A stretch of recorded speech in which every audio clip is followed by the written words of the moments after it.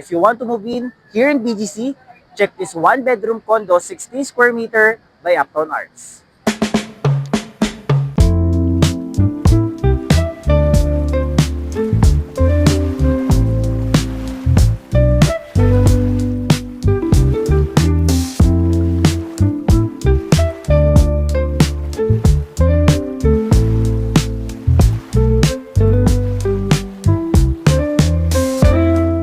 So hi guys, this is Kel from Mega World at the Fort at titingnan natin yung one bedroom 60 square meters here in Uptown Arts. So tara!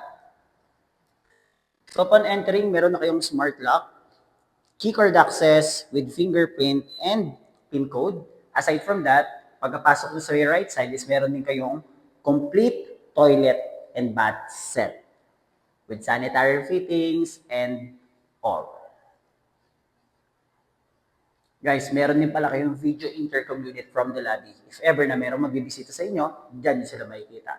So this is your living and dining area. Mahaba.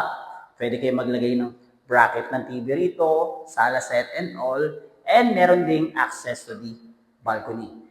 This living area, meron ding split type aircon na nakaabang.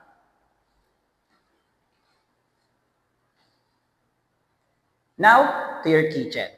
So, kitchen natin is complete na rin. Two-door refrigerator, hooker cabinets, quartz countertop, backside sink, retractable faucet, and range hood with two-zone induction cooktop.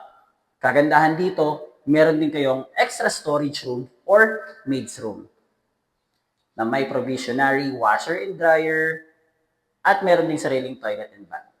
So this can be turned to another room. But kagandahan dito guys, flexible naman siya.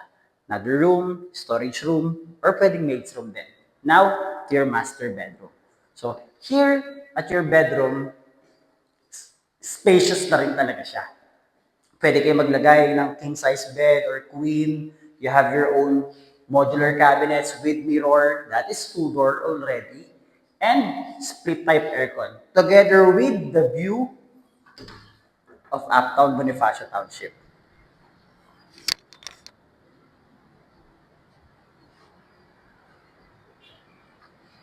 So, kagandahan dito guys, pwede natin i-offer to na nakarento on payment terms and you can own this with 60,000 pesos and your ID. Mapapangalan na natin yung unit under your name. This is perfect fit for a small family na pwedeng lumipat ng bago nilang tahanan here at PGC. Guys, 12 units per floor lang itong Uptown Arts, low density building na mag-appreciate talaga ang value. And this is your new lifestyle.